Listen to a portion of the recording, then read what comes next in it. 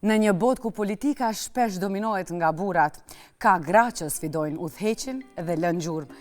E një prej tyre është edhe Kaltrina Zekolli Shaqiri, një grua e zëshme, karrieriste dhe shumë e palodhur. Nga një dekane e deri tek zëvendësministre e transportit dhe lidhjeve, ajo ka dëshmuar se gratë nuk janë thjesht pjesë e sistemit, por forca që e ndryshojnë atë.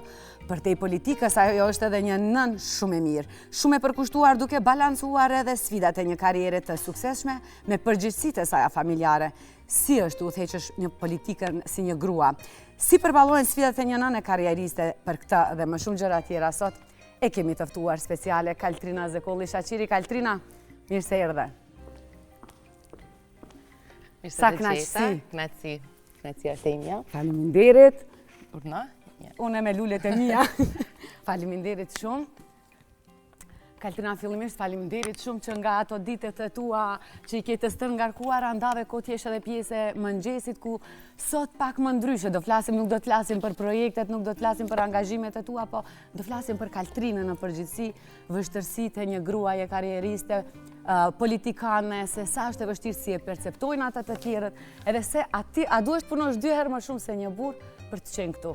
Ku jetë, faleminderit edhe njerë. Faleminderit për ftesën, është kënaqësi ta filloj ditën me kaq energji pozitive, me buzëqeshje, në një atmosferë kaq të këndshme, siç është studia juaj dhe ekipa që më priti. Faleminderit shumë.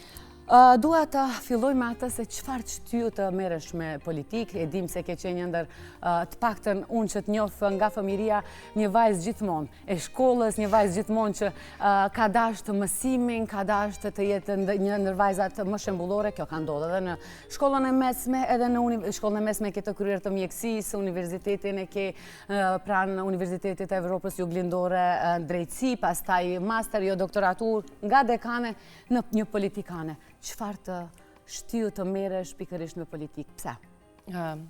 Për hir të së vërtetës nuk ishte gjithçka e planifikuar më herët. Unë jam munduar gjatë gjithë jetës time, falë prindërve të mi, shkollimit që më kanë ofruar, sakrificave që kam për të qenë unë këtu ku jam sot.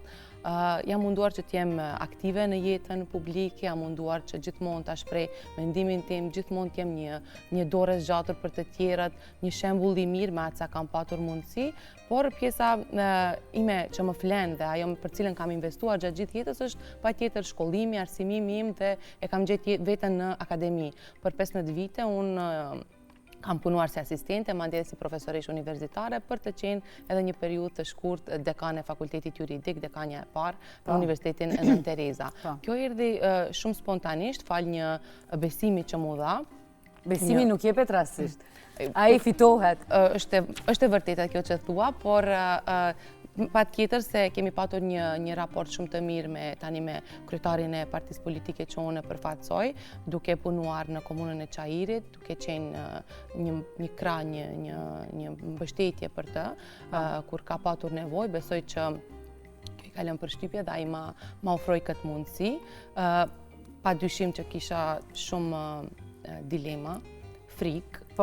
Frika vazhdon të jetë, sepse politika është një terren shumë i panjohur dhe asnjë ditë nuk je e gatshme të dish se çfarë të pret. Çdo ditë përballesh me gjëra të reja. Është shumë e vërtetë, mirë po unë e pranova sepse gjithmonë ne mendojmë se gratë duhet të kyqen, flasim se gratë duhet të kyqen, flasim për atë se gratë duhet të jenë të zëshme. Por gjithmonë ndoshta kemi frikë se duhet ta bën atë dikush tjetër dhe jo unë, dhe thash pse jo unë, ta provoj, ta sfidoj veten, edhe pse oferta nuk mu dha në një periudhë shumë të përshtatshme, do thoja.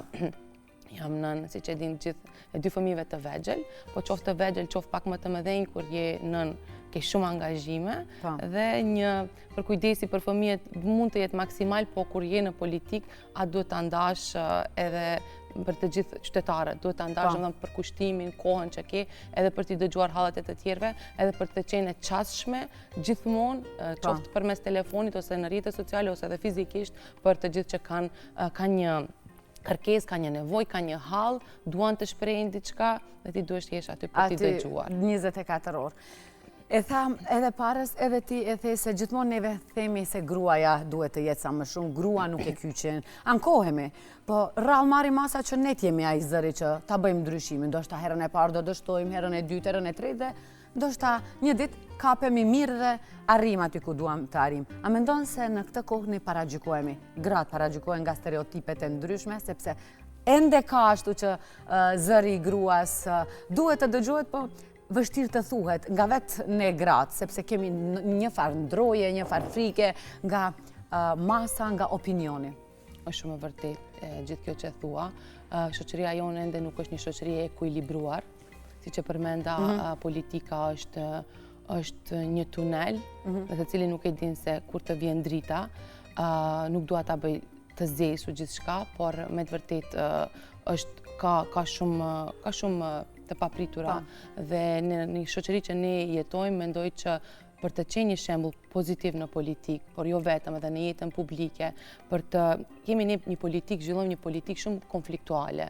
Dhe për të qenë një person që përcjell një energji pozitive, sepse unë në parti tjera politike ose oponentë tjerë politik i shoh si rival, kemi një rivalitet, patjetër, aty jemi për të dëshmuar se ne jemi më të mirët. Ne punojmë më shumë për të mirën e popullit, ne impenjohemi, ne kemi politika më të mira, kemi një program më të mirë, realizojmë më shumë e kështu me radhë, por nuk duhet të kemi një urrëtie. Kjo është ajo që unë don të përçoj. Po, dua ta përçoj, mendoj se nuk mund vetëm unë t'jem më e mira, vetëm unë të di. Unë mendoj që politika është një proces, e merr prej dikujt, mundohesh ta bësh më të mirën tënde për sa kohë që je dhe pastaj uron që edhe tjetri që vjen pas teje ta vazhdojnë me ritmin e njëjtë ose është edhe më të madhe dhe më të mirë. Po varet edhe prej shumë rrethanave tjera. Mendoj që duhet dhe bëjmë ende jemi larg përfaqësimit të drejtë dhe adekuat të grave në politikë. Më mendoj që kjo është një problem global, nuk është vetëm në Maqedoninë e Veriut, me këtë përballen gratë gjithandej kemi studime të shumta, politika të shumta, programe që bëhen për të iniciativa që ndërmiren për t'i fuqizuar gratë dhe për t'u dhënë këtë kurajon që të ecin para, edhe pse në baza ditore me sulme të shumta që sinqerisht në fund të ditës jemi vetëm njerëz si të gjithë edhe ndjejmë edhe patjetër që kemi ngarkesa emocionale dhe kemi sulme poshtë brezit të shumta, të cilat sikur i parkojmë me një vend dhe i lajmë, i menjanojmë dhe ecim para me punën që na pret dhe angazhimet që kemi. Gratë ka një përmirësim nëpërmjet të kotave, kjo çështja e kotave në politikë për gratë, sa është një garanci, është një siguri që na jepet përmes akteve juridike, ligjeve, nga ana tjetër dhe të penalizon sepse pse duhet unë të jem një përqindje, pse mos të vlerësohem, pse nuk se vetëm patjetër është obligative, po. Pse nuk ka një meritokraci që do të rrihet të natyrshëm ajo dhe nuk duhet unë ta kem të siguruar në një dokument. Por mirë që është, uroj që dhe të shtohet kjo përqindje, të luftojmë për politika të tilla.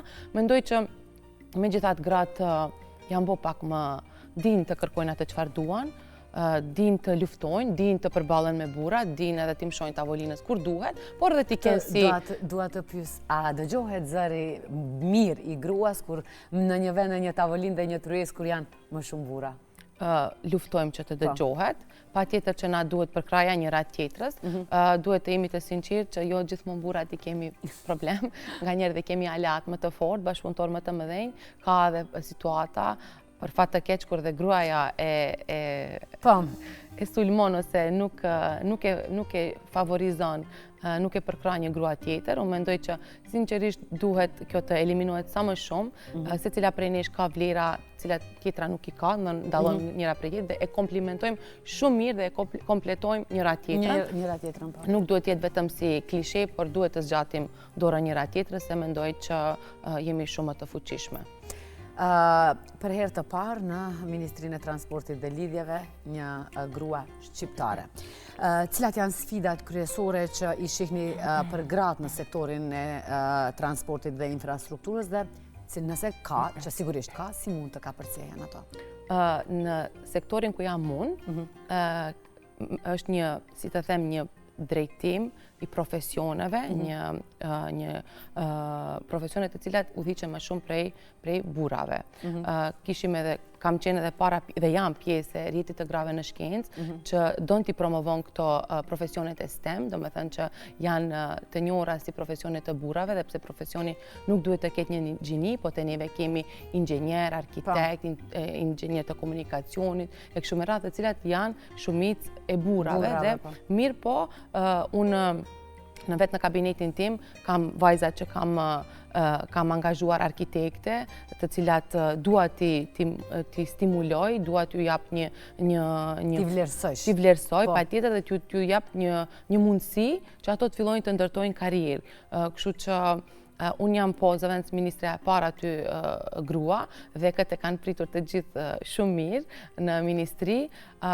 Kjo ju takon atyre më shumë të flasin e të tregojnë se si është. Ajo që nga ka bërë shumë përshtypje është se edhe në borë edhe në shi ke dalë në terren, dhe kjo nga ka bërë shumë përshtypje pozitive. Patjetër, unë me të vërtetë e tha me shumë sinceritet të plot, që pozitën e zëvendës ministres së transportit e shoh si një vend pune, si çdo vend pune tjetër që kam patur më herët ose do të kem në të ardhmen. Unë jam aty për të shërbyer, ajo është një lloj detyre imja kundrejt të gjithë qytetarëve, është një përgjegjësi më e madhe sepse ngërthen në vete më shumë njerëz të cilëve duhet t'u dalësh në ballë. Zot, po. Duhet t'ju ndihmosh, t'ju ndihmosh në çdo kohë, nuk ka një orar politika, kjo është ajo e keqja se nuk ka një orar pune. Unë mundohem ta balancoj shkaku gjithmonë i fëmijëve të mi dhe për të cilët asnjëherë nuk të gjithë më mirë kuptojnë kur them duhet të jem te fëmijët, edhe mund edhe ndonjëherë dhe të mungoj në shumë takim ose mbledhje që duhet, por që deri më tani po ecën mirë dhe po dalë në teren në çdo kohë, sepse puna nuk pyet çfarë kohë është jashtë, ne mund të jemi të kuruara, të rregulluara si gra gjithmonë, ama unë kam natyrën e tillë të punës që duhet të dalë dhe të shoh se çfarë po ndodh me situatën e qytetarëve, bëhet fjalë për çështje jetike të tyre. Siç është mungesa e ujit, kanalizimit, ja tash situata që është aktuale në fshatin Studeniçan, gjitha këto domethënë jam unë aty duhet të jem të shoh çka po ndodh, dhe kështu e kam natyrën e punës dhe unë mua më pëlqen. Të pëlqen. Ajo që të ka motivuar sigurisht të japësh maksimumin nga vetja janë fëmijët. E përmendet, ashtë do dalim pak në pjesën tjetër apo temën tjetër në vështërsit e një nëne karrieriste. Ti edhe si vajzëri ke qenë karrieriste, ke qenë pjesë e shumë aktiviteteve të shumta, e tani edhe si një nën, ku dy fëmijët e tu janë gjithmonë pranë teje. Dhe ti një ditë qoftë fest, qoftë ditë e diele, premte e shtun, të shohim me ta, të shohim duke plotësuar çdo kërkesë tyren, çdo dëshirë tyren, dhe edhe në shkollë je prezente tek ta, vetë i dërgon në shkollë, vetë i merr. Kjo modestia yte nga erdhi, pse?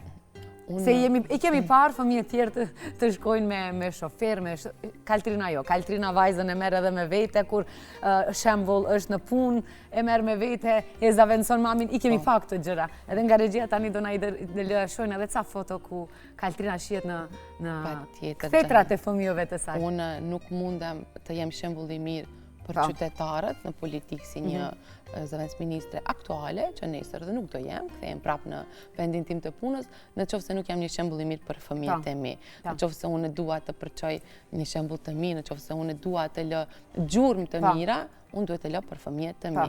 Unë duhet të investoj në ta, para se të investoj në çfarëdo projekti tjetër që më sjell vendi punës. Kështu që të qenurit nënë është gjëja më e bukur në jetë, që të përmbush, që gjithat lodhjen, ngarkesën, po këtu jemi. E ke këtu? Ku mund pa?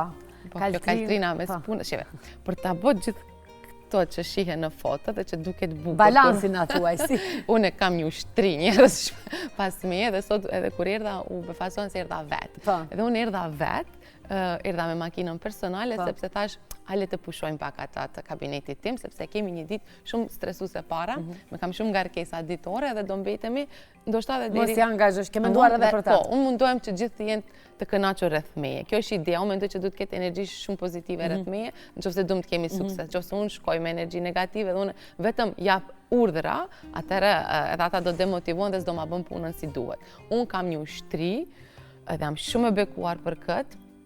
Fëmijët e mi kanë mungesë të babaut të tyre, por për falë Zotit kanë gjyshër që më ndihmojnë në çdo moment, prindrit e mi, kur janë në shkope dhe prindrit e Arbrit, padyshim, por që kam një Florian, kam një Teut, kam një Leila, një Antea, një Sabir, një Fatimi. Ku jemi të Leila të vajzat, mesazhe ka marrë dje në momentin që unë e postova që Kaltrinën do e kem në emision, mesazhe të shumta të cilat edhe mundem t'i dëshmoj, njeriu më pozitiv në botë do e kesh në emision, jemi krenare që e ke Kaltrinën nga ushtria, nga vajzat që të rrethojnë. Kaltrina, ajo ushtria ytja është sepse ti je një lidere, nuk je një bose, dhe ka dallim mes kësaj.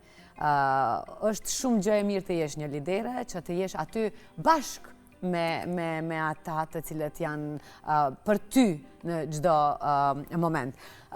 Sfidat më të mëdha të qenit rrit një nën vetë ushqyese, cilat janë? Nga t'janis.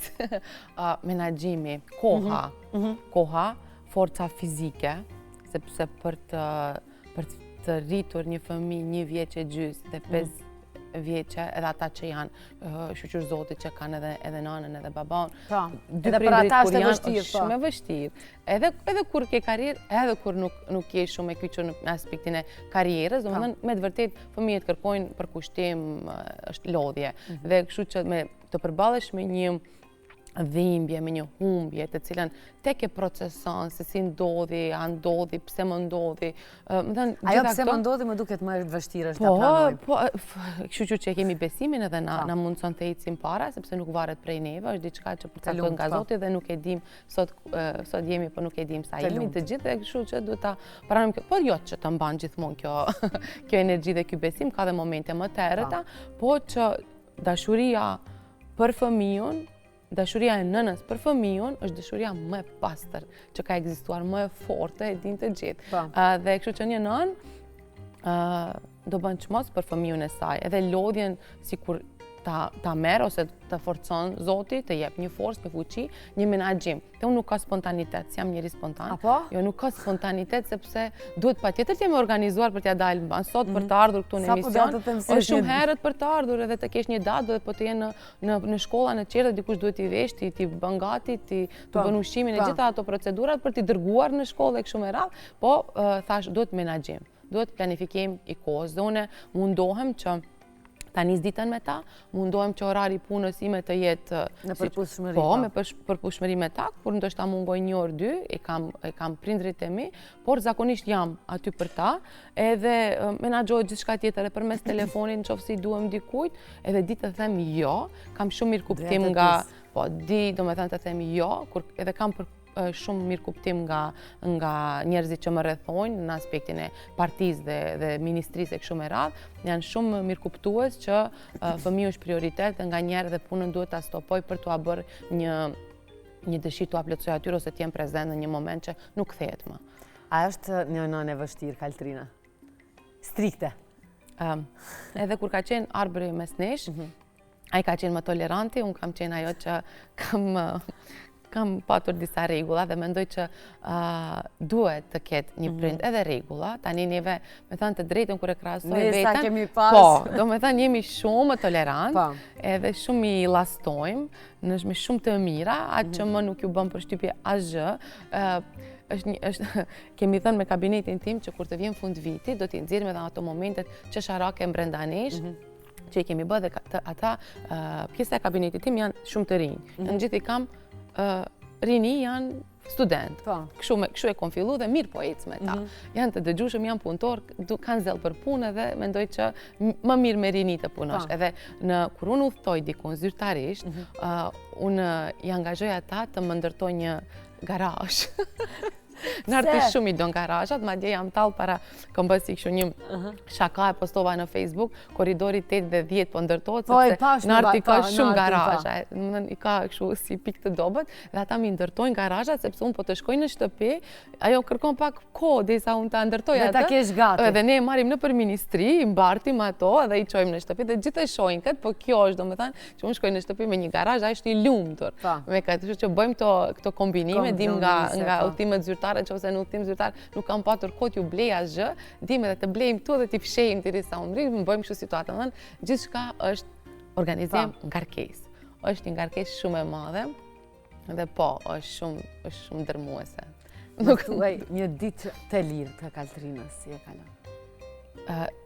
Gjanon, ta theme me shumë, jam shumë e sinqerë në këtë, dhe nuk kam një ditë të lirë. Nuk kam një ditë të lirë, sepse nuk them se politika më angazhonat shumë dhe s'kam një ditë të lirë. Tash mos ta egzagerom se me gjithat unë jam zëvendes ministre, kam një person që është, do me thënë, para meje dhe është ministre dhe aje ka, do me thënë, pa tjetër atë barën më të madhe. Mira ma, unë kam 2 fëmijë, kështu që fundjavat janë më ngarkuese se ditët e punës, sepse zgjohemi herët dhe nisim ditën për një kënd ditë e lodra.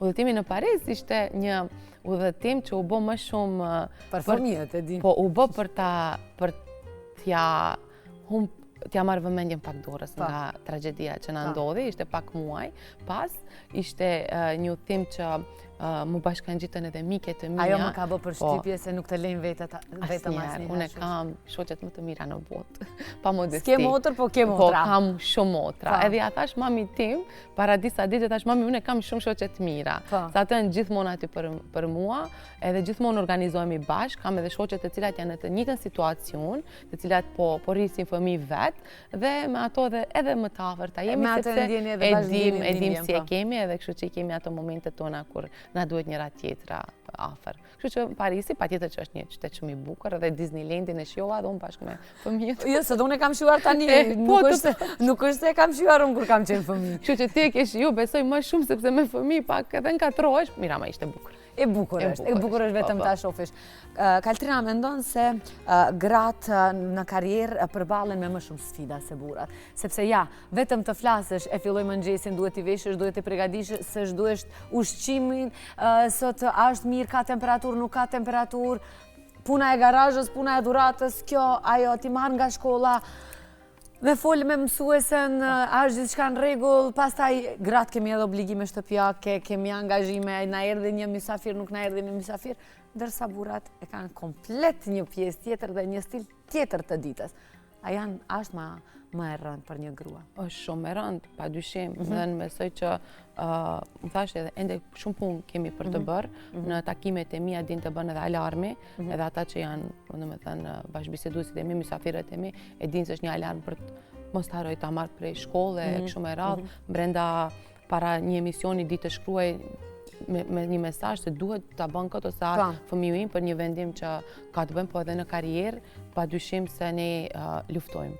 Luftojmë me burrat, do me thënë ende mentaliteti jonë është në kuptimin që burrat dinë dhe munden ta bëjnë më mirë, por që shohim politika në rajon, ku gratë kanë më shumë zë dhe janë më të fuqishme dhe janë në pozita tamam udhëhecse, vendimarrëse dhe shohim që po bëjnë punën më të mirë. Por e gjitha statistikat, hulumtimet që bëhen, e lexova së fundmi një analizë të Bankës Botërore që kishte bërë për gratë në politikë, sa më me përkushtime bëjnë, sepse kur një grua arrin ta menaxhon një shtëpi, që besom ka shumë më shumë punë se një ministri, edhe të rritë fëmijë, të përkujdeset 24 orë për ta, mund shumë mirë, po mundet në politikë shumë lehtë, do me thënë, kur mundet ta menaxhon familjen e saj.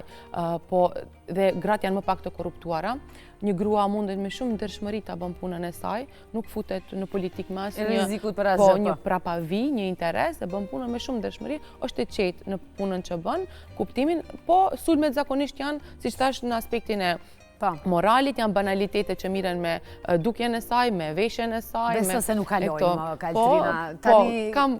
Kam patur të tilla, kështu më kanë pritur në fillimin e muajit e parë të... Po, kur nuk merresh me të tani mas që dëgjohen... Mendoj kjo është pjesë e paketit, besoj, por nuk besoj që duhet të akomodohemi, madje kishim një... Këtë duhet të pyes, çka duhet më shumë, çfarë mbështetje duhet më shumë? Nuk duhet të pajtohemi, sikur e tani ne duhet i pranojmë të sulmet në rrjetet sociale kështu me radhë. Unë nuk mendoj se ne duhet sikur të krijohet një standard që është në rregull kjo, që je në politikë dhe do të sulmojnë. Unë mendoj se mundohemi neve organizata të ndryshme ose na përkrajnë me raste ndonjëra, po ndonjëherë edhe na sulmojnë, tamam që të duhet një stimulim dhe ankohem pse një grua nënshkruan mban dokumentin për ta nënshkruar një burr dhe tani është ajo gruaja që nënshkruan dokumentin, tani nuk e gjen atë fuqizimin të vjen nga ato gratë të thonë po mirë shumë tani një grua po nënshkruan dhe kjo është për të duar trokit, prap has në kritika, në sulme kështu me radhë. Por shoh edhe frymë të grave që të përkrahin. Unë për vete shoh se kam gra që besojnë në mua dhe mundohen të ma lehtësojnë atë ditë kur e kam pak më të errët në kuptimin e sulmeve që më adresohen. Unë mendoj që këtë duhet ta rregullojmë në aspekt ligjor. Padyshim. Unë mendoj se shembulli tek neve është vetëm sanksioni, kuptimin që njëri të ndëshkojnë dhe mendoj se do të kenë më shumë kujdes. Po kjo mendoj që gratë duhet të krijojnë aleanca politik, edhe kjo është një mesazh ose një që diskutojnë.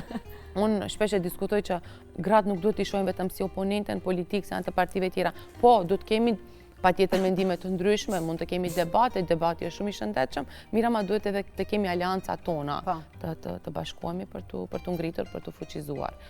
Një mesazh kështu të butë, të qetë, koncis për të gjitha ata gra të cilat duan të merren më politik, e kanë sfidat e ndryshme të jetës së tyre, apo qofshin duan të jenë të një pjesë të sektorit publik, çfarë do që tjetë, dhe si ta përballojnë stresin, si të jenë karrieriste të suksesshme dhe si të japin maksimumin nga vetja. Një mesazh nga ti. Është shumë mirë e the që pa marrë parasysh se çfarë bëjmë në jetë, jo vetëm në politikë. Çfarë do lloj karriere që neve ndërtojmë, le ta bëjmë atë që na flen në zemër, mos ti heshtim ambicjet tona, ëndrat tona, ta bëjmë me shumë përkushtim, me shumë dashuri, me shumë seriozitet, të mos luhatemi nga sulmet që na vijnë, ato do të jenë gjithmonë prezente, po neve duhet të ecim para, duhet të shohim çdo sulm, çdo sfidë, çdo vështirësi, çdo pengesë, le ta marrim si diçka që na forcon, se si është ajo shpreha,